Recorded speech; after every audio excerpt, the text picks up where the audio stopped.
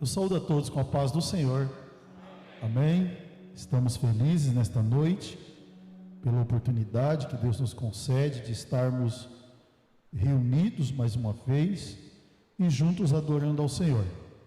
Quero aqui, desde já, agradecer a Deus por esse momento tão especial para toda a igreja, para nós, pois estarmos reunidos como igreja sempre é um momento muito especial. E hoje também quero aqui dizer o quanto eu estou grato pela oportunidade de poder falar da palavra de Deus aos irmãos. Agradeço ao nosso pastor presidente, ao pastor Emanuel Júnior. Ele está em viagem, mas eu quero registrar aqui os meus agradecimentos a ele também, ao pastor Moacir, que aqui está, nosso primeiro vice-presidente, a todos os irmãos. E sem perda de tempo, irmãos, convido os irmãos a abrir a Bíblia juntamente comigo, no livro do Apocalipse, capítulo de número 2. Haja vista que nós estamos em um estudo sistemático, falando aqui sobre as 7 igrejas da Ásia, as 7 cartas que foram destinadas para as igrejas da Ásia. O nosso pastor, ele trouxe aqui, durante algumas quartas-feiras, um ensinamento profundo sobre a igreja de Éfeso. E quero dizer para os irmãos que aqui a corda é curta, tá? Então, o poço é fundo, mas a corda é curta.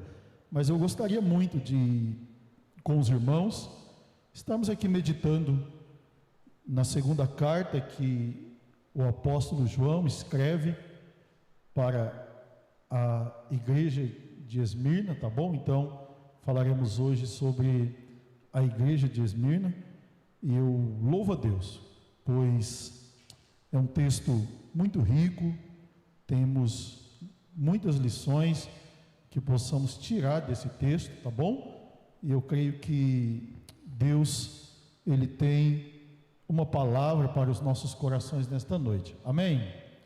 Os irmãos acharam, irmãos? Apocalipse, capítulo 2, versículo de número 8, tá? Em diante, que diz assim: ao anjo da igreja em Esmirna escreve: estas coisas diz o primeiro e o último, o que teve morto e aquele que tornou a viver.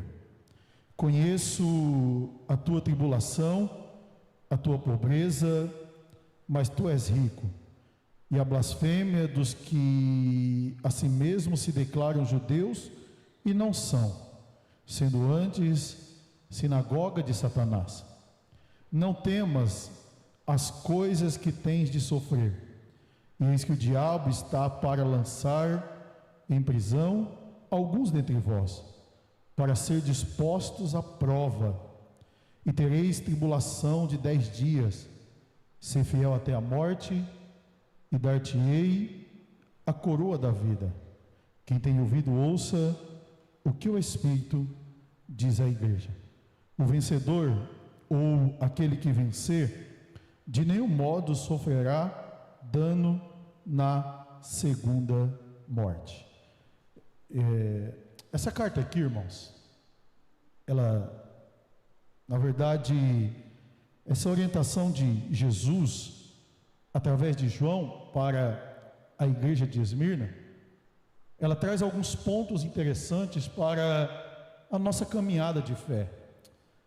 Das 7 igrejas que recebem essas cartas ou essas orientações, apenas Esmirna e Filadélfia, eles não são exortados pelo Senhor. Pelo contrário, o que eles recebem aqui são orientações de permanência naquilo que eles já estavam exercendo como uma proposta de fé. Lembrando que João estava preso em uma ilha, o ano era aproximadamente 90 depois de Cristo. Então, o livro do Apocalipse, a Revelação, é considerado pelos teólogos o último livro canônico da Bíblia, ou o último livro que foi escrito para endereçar a igreja e continuamente ser um conteúdo atemporal, que não se prenderia ao tempo. Então João, quando escreve, nós vamos observar que ele escreve direcionado para alguém, e João chama esse alguém do anjo, né, que era o mensageiro, aquele que receberia a carta e posteriormente ele distribuiria as informações para os demais que ali estavam. E a cidade de Esmirna era uma cidade importante daquela época. Ela ficava aproximadamente 56 quilômetros de Éfeso, era uma cidade portuária, assim como Éfeso, e ela tinha algo importante que trazia a ela algum esplendor daquela época. A cidade de Esmirna era conhecida como a coroa da Ásia. Ela era uma cidade rodeada por montanhas, mas ela sofreu alguns prejuízos no decorrer do tempo. No ano 580, ela foi destruída antes de Cristo, e no ano 300 antes de Cristo ela foi restaurada novamente, e ela agora se torna uma potência, porque ela implanta dentro dela, na cidade, alguns princípios, não somente religiosos, mas também políticos, que fazia com que Roma tivesse bons olhos para a cidade de Esmirna. Então a cidade de Esmirna, ela tinha, por exemplo, um culto preparado ou direcionado para César, e todas as vezes que eles se reuniam, ou pelo menos um grupo da cidade, eles adoravam a César.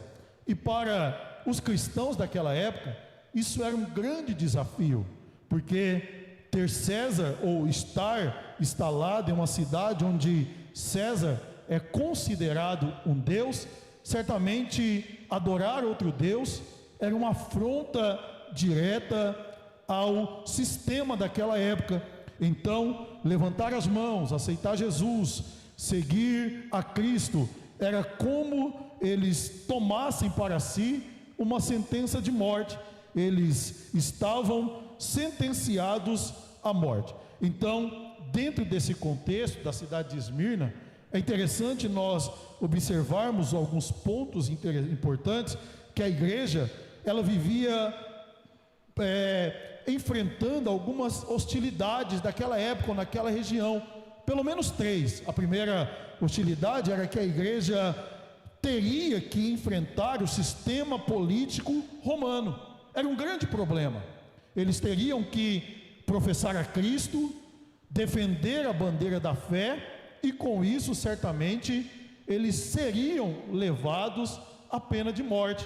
A segunda hostilidade, o segundo problema que eles enfrentavam constantemente era o paganismo. Por quê? Porque naquela época a religião oficial não era uma religião somente, mas era um princípio de paganismo, e por isso eles eram conhecidos, ou a igreja era conhecida como ateus, porque eles não professavam a religião que eles queriam, ou que o sistema queriam que eles professassem. E o terceiro problema que eles enfrentavam, que a igreja enfrentava, era o judaísmo hostil. Existiam grupos judaicos que apontavam a eles um peso, uma responsabilidade, que eles deveriam voltar ao judaísmo, senão certamente eles seriam punidos. Então a igreja que ali estava em Esmirna era uma igreja que não tinha facilidade. Eles estavam em um território hostil, politicamente, religiosamente. Eles enfrentavam dificuldades contínuas e diárias. Então eles constantemente eram acusados de ateus, de traidores do império e também de canibais. Alguns grupos judaicos e alguns grupos da época diziam que aqueles que serviam a Cristo, ou que estavam com essa nova religião, eram canibais, porque quando a igreja se reunia para o ato da ceia, eles diziam que comeriam do corpo e beberiam do sangue. Por isso a comunidade da cidade de Esmirna aplicavam sobre eles essa acusação, dizendo: olha, aquele grupo de pessoas que dizem que seguem um tal de Cristo, eles comem carne de gente, eles comem carne humana, eles bebem sangue. E por isso, então eles começavam a enfrentar problemas contínuos. Então é nesse cenário, é no cenário hostil, é no cenário difícil, é no ambiente que eles não tinham muita facilidade para propagar o Evangelho, que Cristo decide usar João como interlocutor para mandar uma carta para estes irmãos e dizer para eles do problema que eles estavam enfrentando e provavelmente continuaria enfrentando. Então a carta à igreja de Esmirna não é uma carta de livramento, não é uma carta de eu vou dar vitória para vocês na prova, não, é uma carta mostrando para eles o processo que eles iriam passar, e que se eles permanecessem fiéis, e não era ser fiéis até o dia da vitória, até o culto de ação de graças, até de repente a liberdade, não, ser fiel até a morte. Então existia uma sentença que Deus já havia, ou que Cristo já havia dito para eles: olha, aguenta firme, a luta vai ser grande, o processo vai ser difícil, muito dentre vocês vão morrer, mas vocês precisam ser fiéis, vocês não podem desistir. Então é nesse cenário que Cristo, ele revela essa igreja sofredora. Quando ele começa no versículo 8, ele diz: olha, isto diz o primeiro e o último, o que esteve morto e o que aquele que tornou a viver. Jesus estava demonstrando àqueles que ali estavam recebendo esta carta, que ele estava sendo o soberano sobre aqueles que ali estavam desde o princípio. Ele diz assim: olha, eu sou o primeiro e eu sou o último. Ele estava mostrando que era ele que estava governando não somente o espaço, mas também o tempo. Ele estava mostrando que aquele processo que eles estavam enfrentando naquele momento era algo que já estava sido preparado e programado desde a eternidade, quando ele diz que o sofrimento não desorganizaria aquilo que estava sendo proposto por Deus, porque a morte dos crentes para aqueles que estavam comandando o sistema era uma vitória para Roma. Quando nós olhamos a história da igreja, principalmente da igreja primitiva, nós vamos ver que era comum cristãos sendo levados para a morte, para a crucificação, para o Coliseu, para ser punido, e essa punição era como se fosse um exemplo que o governo, o Estado queria dar, para que outros não buscassem aquilo que aquelas pessoas tinham. E o efeito era totalmente contrário. Cada crente que morria na arena, outras dezenas se convertiam. Cada um que era punido pelo sistema, pelo governo, pelo Estado, era como se fosse um enxame de abelhas que acontecia, que muitos outros se convertiam com exemplo de fé daqueles que haviam morrido sem negar a Cristo. Então o sistema ficava meio que tentando entender o porquê, que matemática era essa? Porque um morria e outros 10 se convertiam através do exemplo da morte daquele que ali estava. Isso gerava um conflito interno, e Jesus estava dizendo: olha, suporta, aguenta. Entenda que é somente o processo, e que Jesus, quando ele pontua isso, ele estava dizendo assim: eu conheço a experiência da dor, porque ele diz assim: eu estive morto, agora eu revivi. Ele entra plenamente na morte, mas ele entende, ele demonstra naquela carta que servir a ele não geraria uma morte eterna, mas a vida eterna estava esperando eles depois daquele processo difícil. Eu até estava lendo hoje pela tarde, durante a semana eu sempre passava o olho nesse texto, e Jesus ele vai falar no final: olha, quando você ser fiel e quando você entender, e se você vencer, nenhum modo vai sofrer o dano da segunda morte. E eu fiquei tentando entender por que a segunda morte, e existe uma matemática aqui que nós precisamos compreender melhor. Por exemplo, se você morre para o mundo, e se você tem uma morte física, o resultado é uma vida eterna. Você morre para o mundo, você tem uma morte física, o resultado é a vida eterna. Mas se você tem uma vida para o mundo, e se você tem uma morte física, o resultado é uma morte eterna. Então nessa fórmula é 2 mortes e uma vida. Se você decide morrer para o mundo, e você vai ter a sua morte física, você certamente terá uma vida eterna. Mas se você não decidir morrer para o mundo, viver uma vida no mundo, quando você tiver uma morte física, você terá uma morte eterna. Assim que funciona. E é isso que Jesus estava tentando demonstrar para eles, quando eles estavam recebendo essa carta, porque essa carta é como se fosse, na nossa expressão, um bálsamo, sabe? Um conforto, um consolo. Jesus estava dizendo: olha, eu venci. Aquilo que assustava, aquilo que temia, aquilo que gerava medo, eu venci. Porque antes de Jesus falar das lutas que eles enfrentariam, Jesus lembra da vitória que ele teve.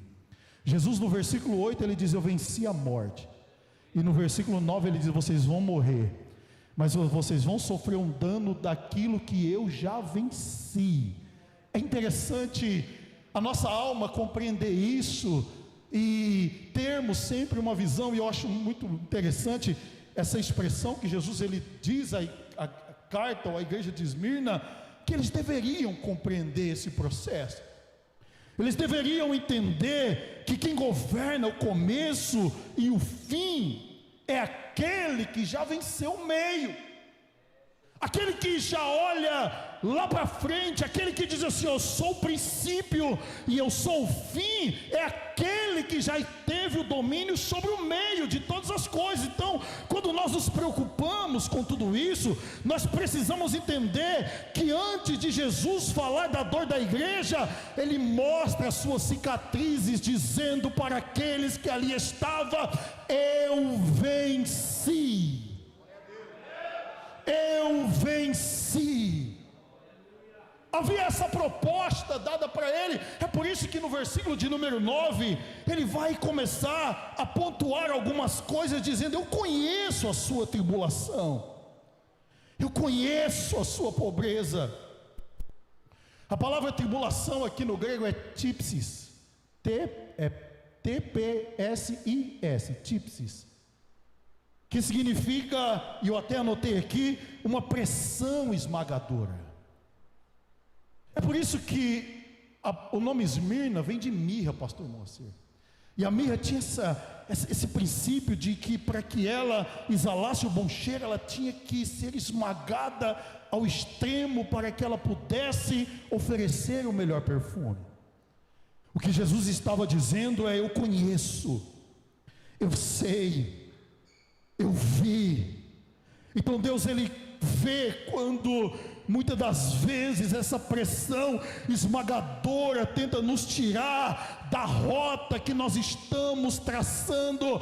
Essa pressão esmagadora tenta nos colocar fora do centro da vontade de Deus. Lembra de Jesus no Getsêmani, quando ele dobra o joelho e ele se sente pressionado ao ponto da oração de Jesus ser uma oração de tentar buscar uma resposta de Deus, quando ele diz: olha, Pai, afasta de mim esse cálice, tira de mim. Mas quando Jesus ele entende que aquela pressão, aquele sentimento, aquela dor, aquela angústia geraria vida, geraria paz, geraria vida eterna, geraria uma igreja que aqui está nesta noite glorificando Ele, ele continua a oração dizendo: mas que seja feita a tua vontade. E é por isso que nós estamos aqui nesta noite. E Paulo diz: em tudo nós somos pressionados, em tudo. É por isso que é até meio difícil de compreender, porque João escreve uma carta dentro de uma prisão, em uma ilha, e essa carta, quando chega na mão deles, está dizendo: olha, eu conheço a tua tribulação, eu conheço. E muitas das vezes esse processo de tribulação é muito silencioso. Na verdade, é muito nosso, é muito intrínseco, é muito pessoal, é muito silencioso, é muito escondido, é muito oculto. Às vezes, talvez, tem pessoas que estão aqui que enfrentam situações difíceis, tribulações, pressões esmagadoras, que ninguém sabe, que talvez não tem coragem de expor, abrir o coração, tentar colocar para fora, porque são dores internas que te rondam, te caminham com você, e você sofre com isso. Mas eu quero trazer uma palavra para você nessa noite. Deus conhece. Eu vou dizer para você nessa noite: Deus conhece. Deus, Ele conhece a tua dor, Ele conhece o teu íntimo, Ele sabe onde essa ferida está, onde essa dor está, onde esses complexos estão, onde esses dilemas, esses porquês, esse sentimento de tentar entender e não consegue. Ele conhece. Ele está dizendo: eu conheço a tua dor, eu conheço as tuas madrugadas em claro, eu conheço as tuas orações, eu conheço o teu pensamento, eu conheço. Eu não sei porque Deus quer que eu diga isso para você nesta noite, mas a resposta que Ele traz para você é essa: eu conheço. Não tem nenhuma palavra de livramento, não tem nenhuma palavra diz: eu vou tirar você da prisão, eu vou tirar vocês disso. O que Ele diz: eu conheço aquilo que você está sentindo, essa pressão, esse sentimento, essas dúvidas e que nos rodeiam todos os dias. Aleluia!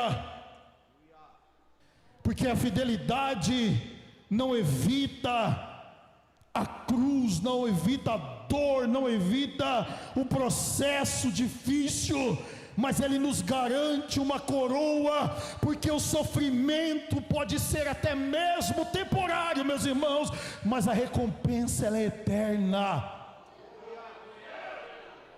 É por isso que o apóstolo, quando escreve aos irmãos de Corinto, ele diz: meus irmãos, não atentando nós para as coisas que se veem, mas sim para as coisas que não se veem. Porque as coisas que se veem são passageiras, mas as coisas que não se veem são eternas.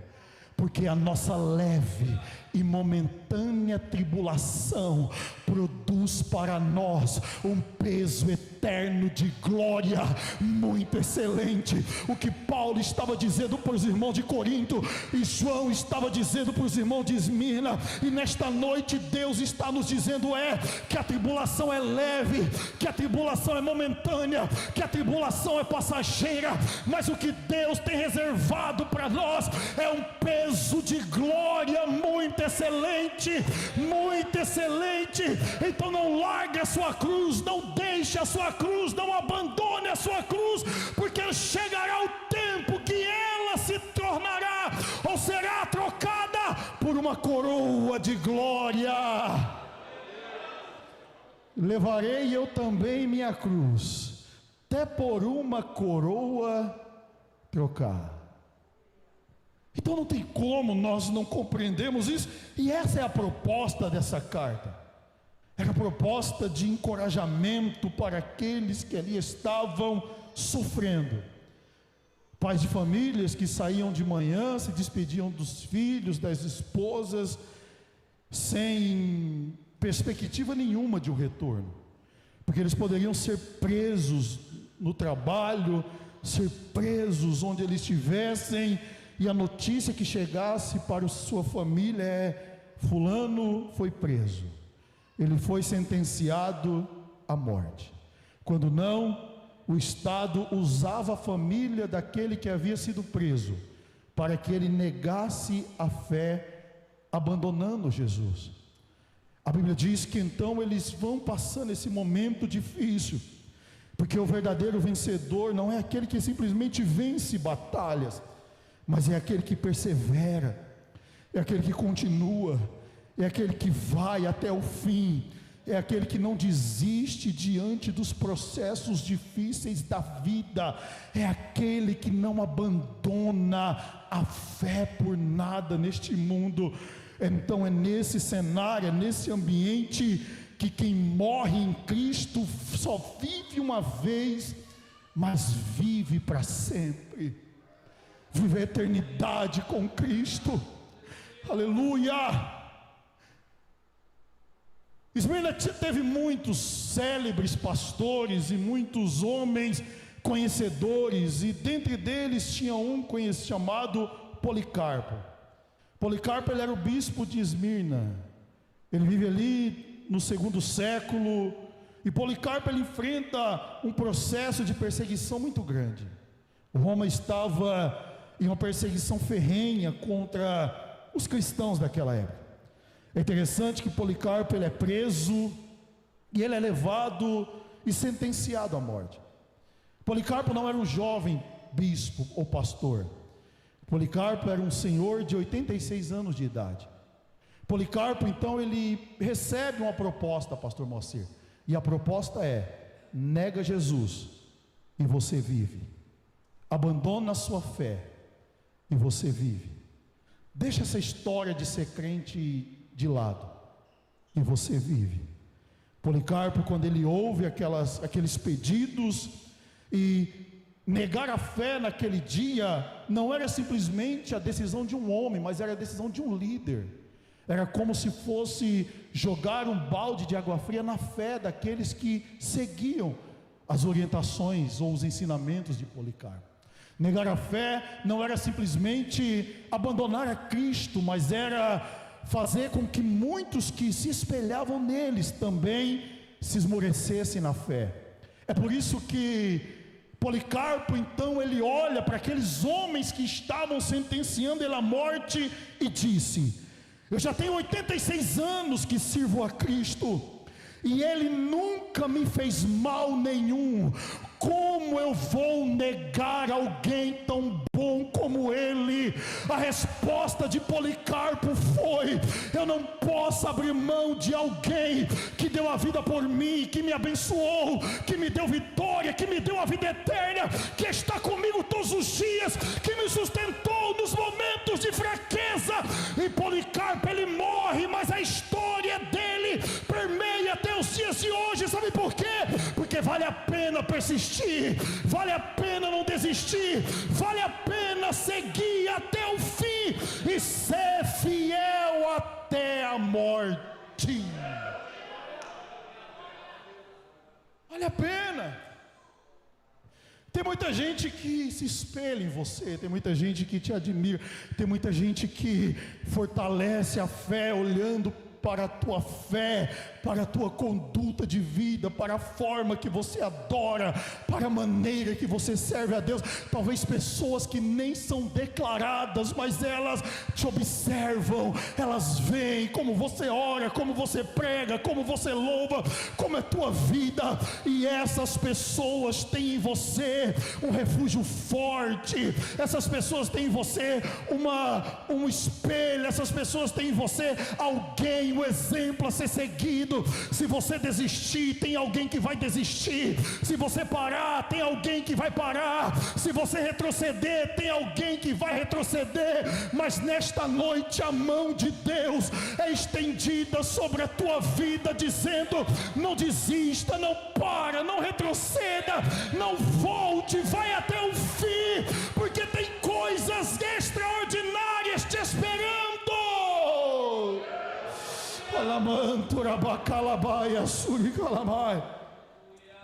E talvez, se isso não acontecer aqui nesta vida, o maior prêmio nós receberemos. O maior prêmio nós receberemos. Nem toda a igreja cresce em números. Algumas crescem quando ela se manifesta a sua fidelidade a Deus, porque a fidelidade vale mais do que qualquer outra questão dentro do princípio de fé. É por isso que Jesus, ele se importa com a igreja de Esmirna, e ele diz assim: olha, vai ter alguns aí, e não são poucos que estão com vocês, que vão passar um momento muito difícil.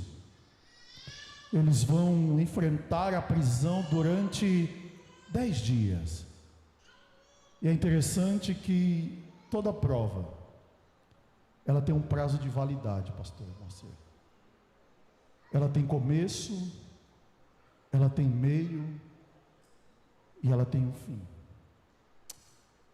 Todos os momentos difíceis da nossa vida têm um fim.